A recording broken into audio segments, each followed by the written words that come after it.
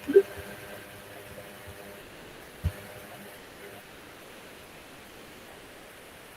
Assalamualaikum dan salam sejahtera. Untuk hari ini kita akan sambung pelajaran kita berkaitan dengan bahag pengeluaran. So untuk kali ini kita akan sambung dengan lokasi kilang.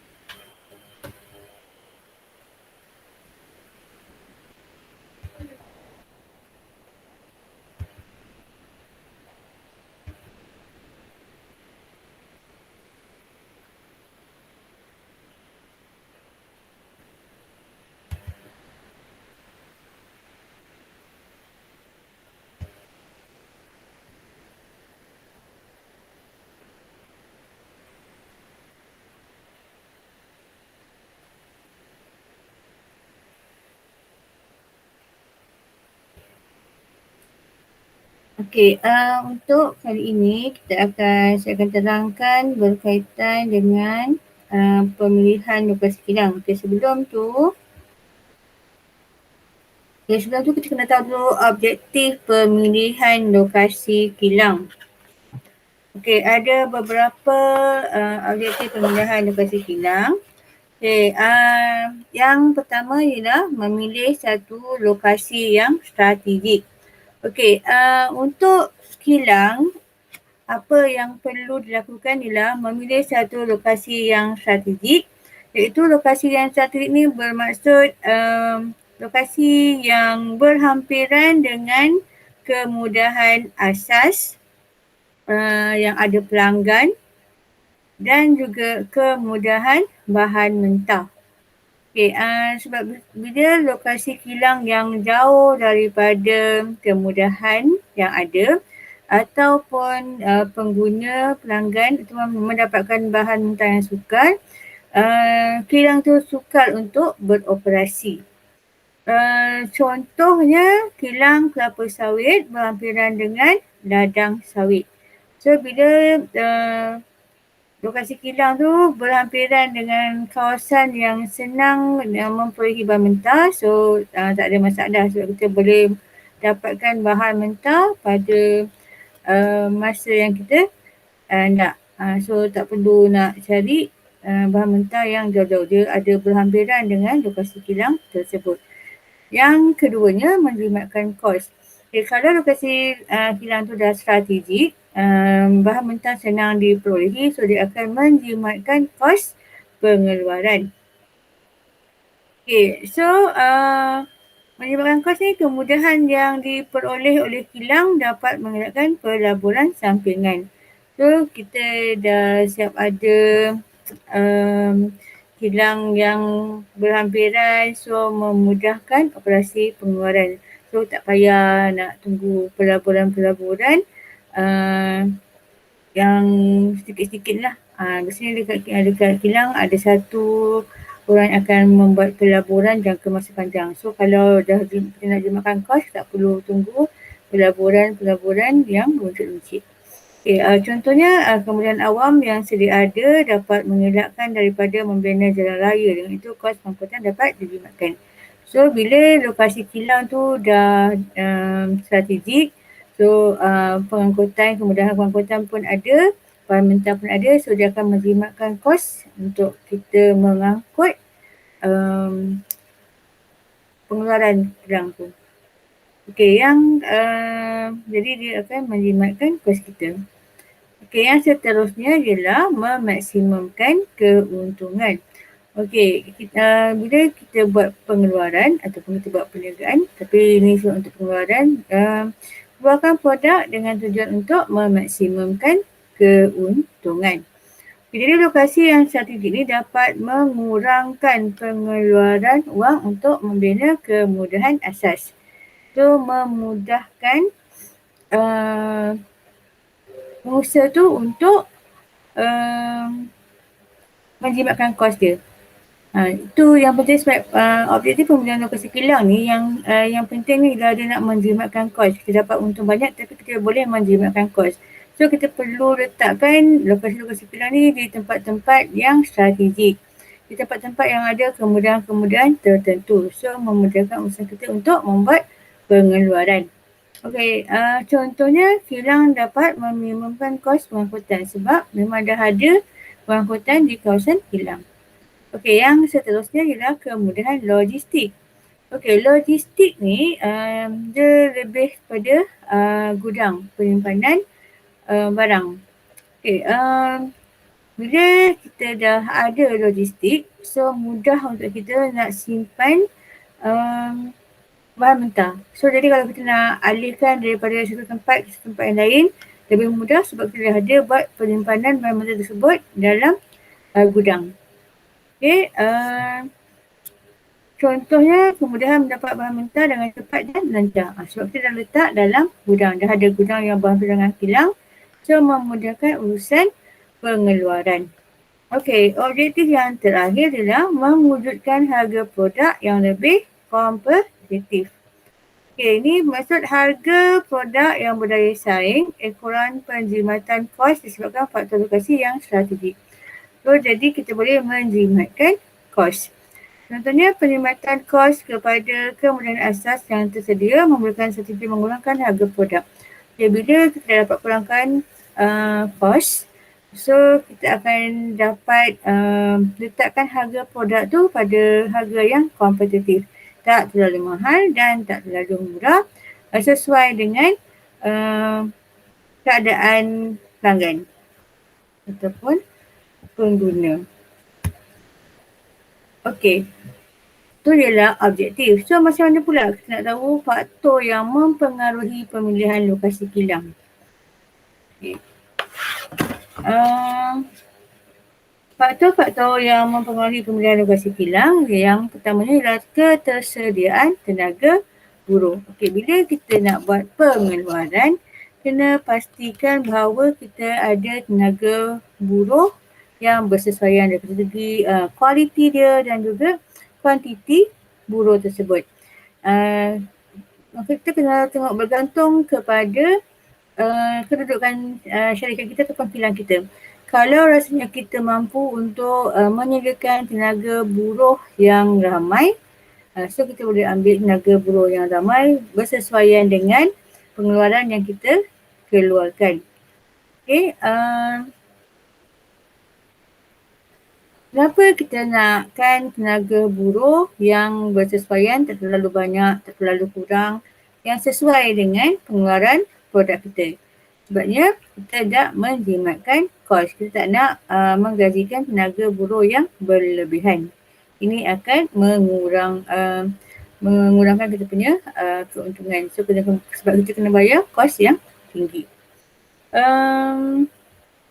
Contohnya, membina kilang di luar bandar yang boleh menawarkan tenaga pekerja. Okey, yang kalau dekat luar bandar, kita boleh sediakan tenaga buruh dan daripada segi gajinya, tenaga kerja di luar bandar lebih murah compare dengan tenaga buruh di bandar. Itu salah satunya ialah ketersediaan tenaga buruh. Dah siap ada tenaga buruh yang perlu kita gunakan. Yang pentingnya kita nak jimatkan kos pengeluaran. Yang kedua, sistem pengangkutan yang lengkap. Okey, bila ada kilang, so pastinya kena ada sistem pengangkutan yang lengkap. Sama ada pengangkutan dekat dengan air ke, darat, udara ataupun rel yang bersesuaian dengan pengeluaran yang kita buat. Okay, dia perlukan sistem pengangkutan.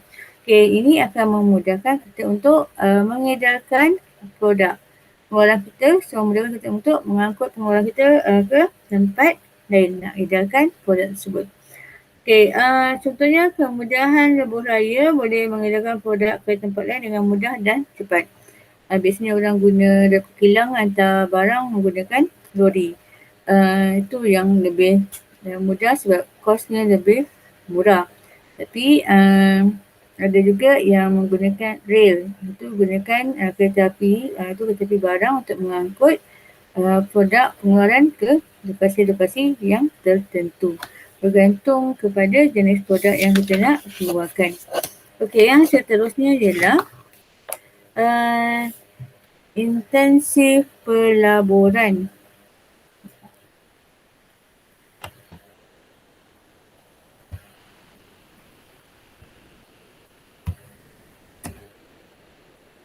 Okey, intensif pelaburan ni dia merupakan galakan yang disediakan oleh kerajaan dalam sesuatu bidang industri.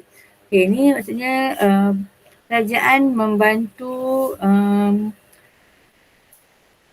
peniaga-peniaga untuk terus menjalankan pengeluarannya, dapat terus beroperasi. Okey, intensif kerajaan dapat mengurangkan cukai dan mendapat faedah untuk menjimatkan kos. So, kurang sikit kos yang dibayar oleh pengusaha.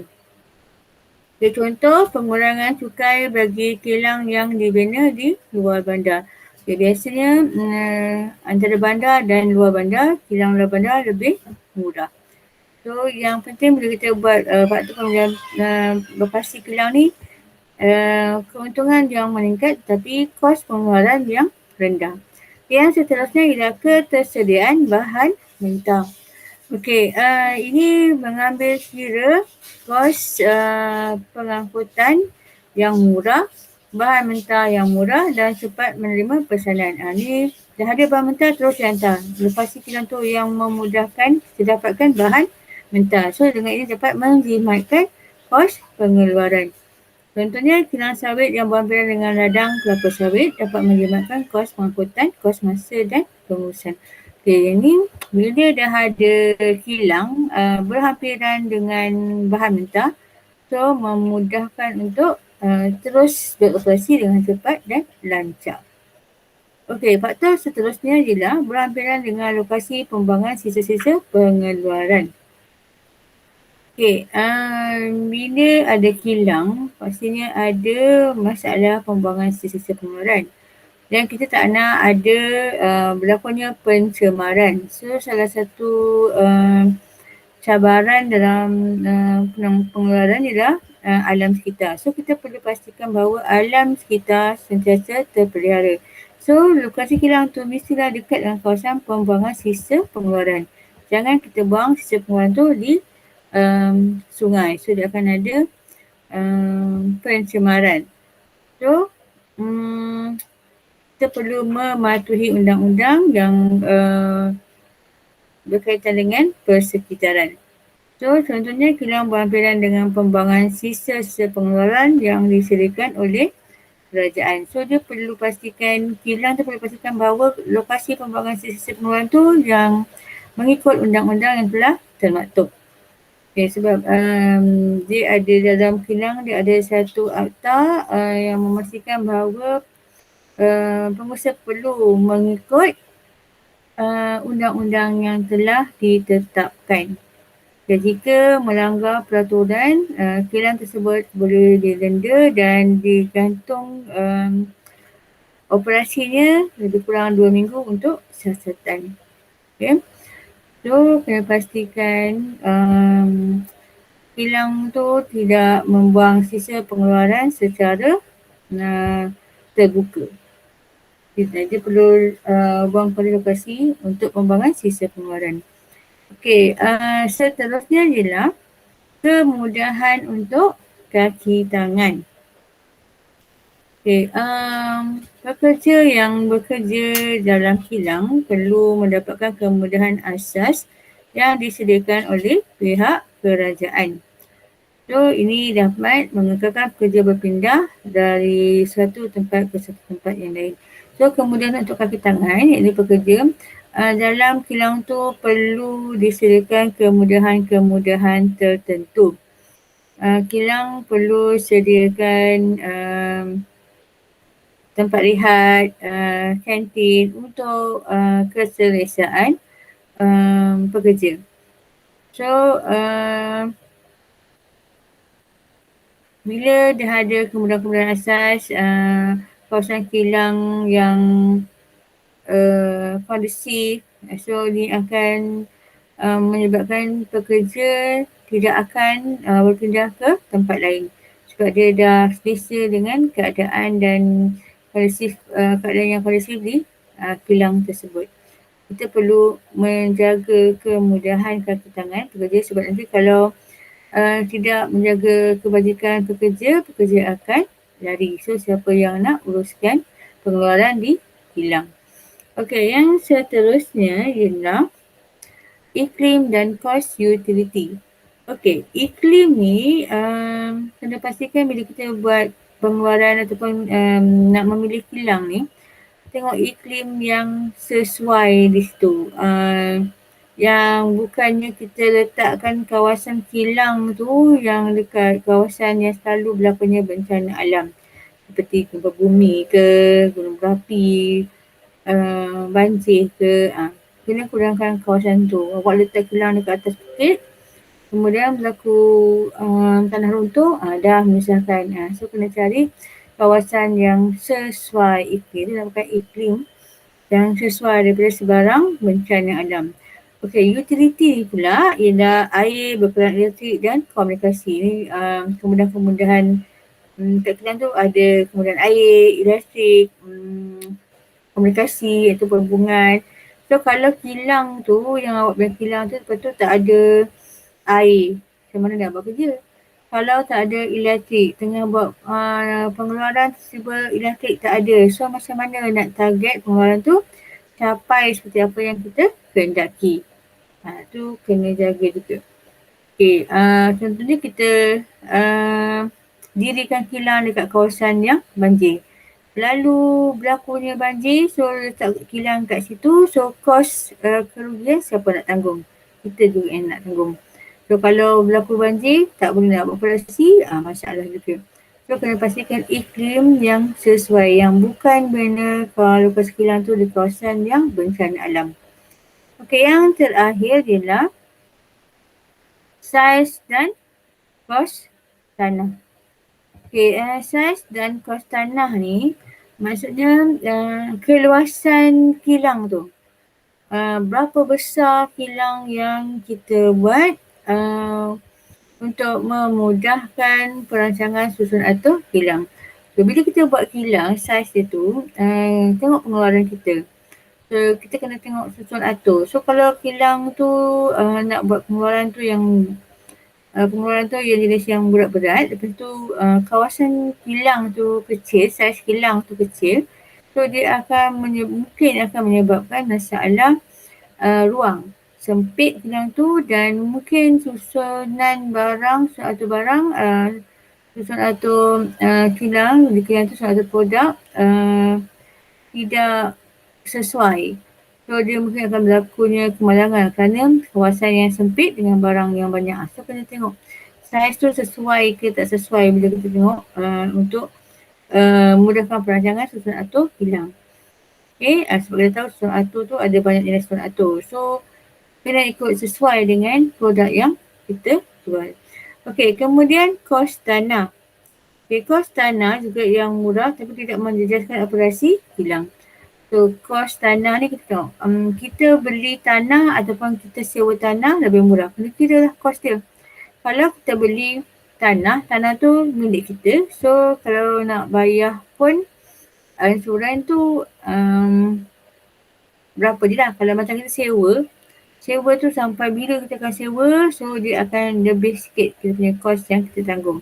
Kalau kita tengok tanah ni nak sama ada kilang tu kita nak beli tanah tu ataupun kita nak sewa tanah tu, yang untung bila kita beli tanah tu. So bila beli tanah tu just bayar duit yang tu, lepas tu yang duit yang kita beli tak perlu yang kita bayar duit sewa, untuk bayaran bulanan dia mungkin tak tinggi. So kos tu dapat dikurangkan. Okay, contoh kilang di luar bandar mempunyai kawasan yang cukup dan kos sewa atau pemilikan tanah yang berpatutan. Sebab dia tengok kilang dekat luar bandar tu dia sesuai besar keluasan tanahnya tak terlalu besar. Dan dia biasanya dekat luar bandar lebih murah dibandingkan dengan kawasan bandar. Ini ialah faktor-faktor yang mempengaruhi pemilihan lokasi kilang. So, apa yang pentingnya bila kita pilih lokasi kilang, perlu bersesuaian dengan kos yang kita ada. Okay, dia punya tamatnya memaksimumkan keuntungan tetapi kita perlu mengurangkan kos pengeluaran. Dan pastikan kita pilih lokasi kilang tu memang yang senang dapat tenaga pekerja. Yang ada sistem pengangkutan yang lengkap. So senang nak menghantar kita punya pengeluaran.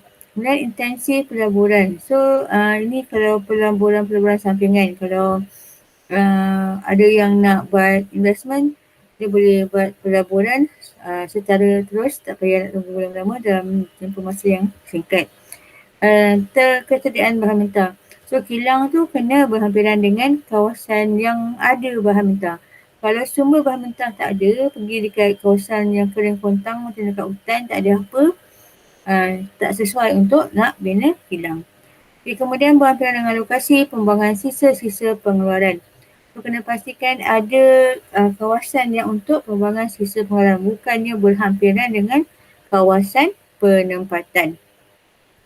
Dan kemudian untuk kaki tangan, bila kita guna pekerja, so kita kena pastikan bahawa kemudahan pekerja dipelihara. Keadaan dia, kebajikan dia, bila dia pergi dekat tu, dia rasa macam seronok. So bila kemudahan semua perlu diberikan sebab kita perlukan kaki tangan untuk membantu kita membuat pengeluaran. Kalau tak dijaga mungkin dia tak rasa seronok untuk bekerja di situ dan dia akan berpindah ke tempat lain. Dan itu satu kerugian sebab kita dah latih dia. Kemudian iklim dan kos utility. Pastikan kita pilih lokasi kilang tu iklim yang sesuai, bukan di kawasan yang ada bencana alam.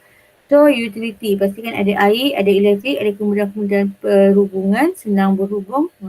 Jadi kalau ada ni semua, tak ada masalah. So, sesuai sebab kita perlukan lokasi kilang misalnya yang strategik. Okay, kemudian saiz dan kos tanah. Okay, saiz tu ialah saiz yang sesuai dengan kilang yang kita buat tu, produk apa yang kita keluarkan. Dan kos tanah. Biasanya kos tanah ni beli tanah lebih menguntungkan daripada sewa tanah. Okey, itu saja untuk penerangan kali ini sebab saya tak nak masuk yang berkaitan dengan kualiti semua tu. Nanti banyak yang nak kena awak ingat. So, buat sampai macam mana objektif kita nak pilih kilang dan juga lokasi kilang.